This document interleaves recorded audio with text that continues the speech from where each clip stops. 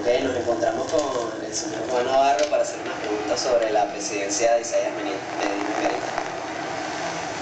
La primera, ¿qué es lo que más recuerda del gobierno de Isaías Medina Angarita?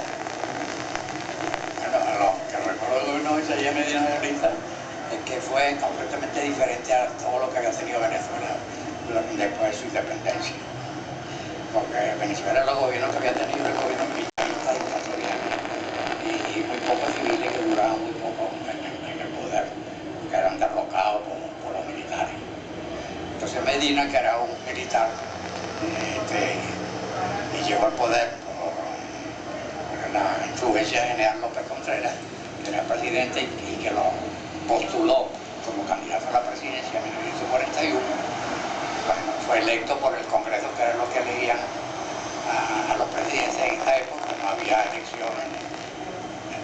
Se desempeñó muy bien porque le dio libertad a muchos y posibilidad de desarrollarse a pequeños partidos que surgían en la historia de Venezuela, que antes no aparecían, porque siempre habíamos tenido una dictadura de General Gómez que fue una cosa atroz, que duró 35 años.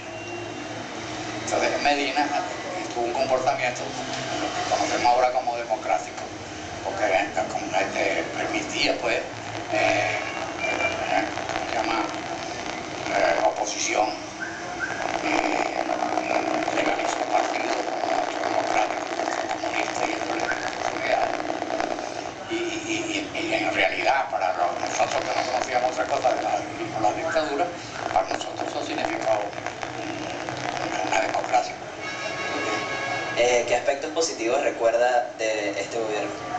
Bueno, el aspecto positivo es precisamente el aspecto de la apertura política y además las obras materiales que realizó y las leyes que promulgó. Por ejemplo, la ley esa de identificación la creó Medina en el año 42, segundo año de su gobierno. Y le dio auge a la educación y a la construcción de viviendas.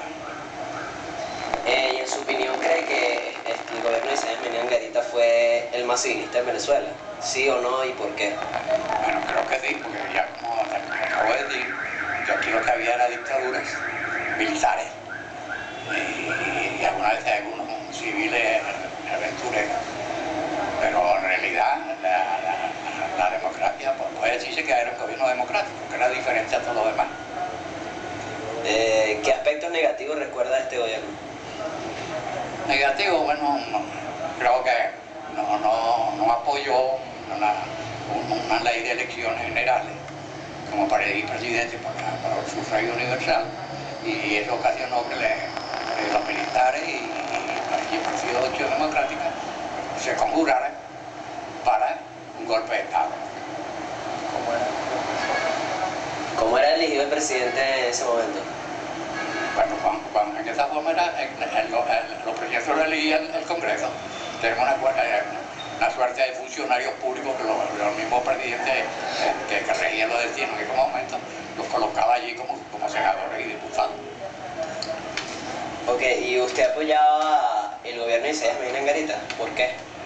¿Lo apoyaba? Bueno, Sí, lo apoyaba. Sí, yo creo que lo apoyamos, no es que lo apoyáramos, sino que todos estábamos satisfechos con su desenvolvimiento y ninguno, no había nadie en contra. Lo que supimos que había en contra los militares que se alzaron y lo derrocaron, pero claro, nosotros nos sumamos a eso, pero nosotros no pensábamos, por lo menos yo no pensé nunca en un derrocamiento de Medina por la fuerza, porque yo veía que era un gobierno democrático. ¿Dónde se encontraba usted cuando ocurrió el golpe de octubre de 1945 contra Isaías Medina Angarita? Bueno, yo me encontraba aquí en Caracas, en la ciudad donde se dio el golpe, precisamente. Luego la movilización militar, que fue que soldados fueron a tomar el cuartel San Carlos y a tomar Miraflores. Presencié más o menos eso. Yo andaba en la calle porque yo trabajaba. ¿Qué eventos recuerda que sucedieron al golpe? Bueno, saqueos y cosas de eso. Saqueos que afectó a la población civil, a gente de los regímenes anteriores, como especie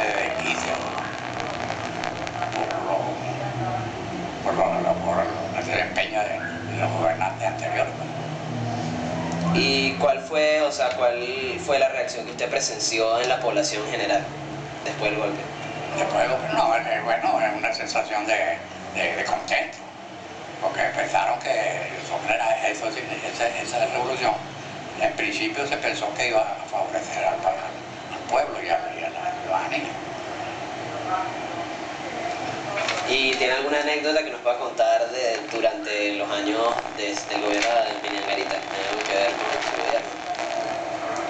Bueno, yo recuerdo de esa época que el golpe militar vino a darse por una circunstancia muy especial que ocurrió.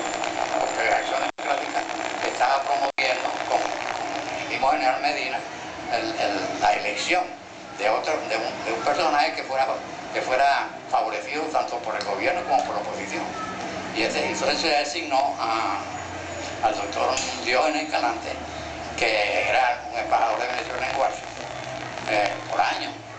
Y entonces se trató de postularlo a la presidencia, pero cuando se le mandó a venir a Venezuela, parece que perdió la razón y entonces tuvo que ser descartado. Entonces yo creo que eso fue lo que llevó al golpe, porque si eso se hubiera dado, si este señor no hubiera perdido la razón, él hubiera sido el resultado del presidente convenido ya entre la oposición y el gobierno.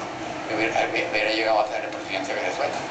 Entonces eso fue lo que llevó entonces los militares y a la Acción Democrática a dar golpe, porque entonces Medina quiso poner a una persona casi desconocida como candidata, y entonces el pueblo no se lo permitió. Bueno, gracias señor Navarro por la entrevista.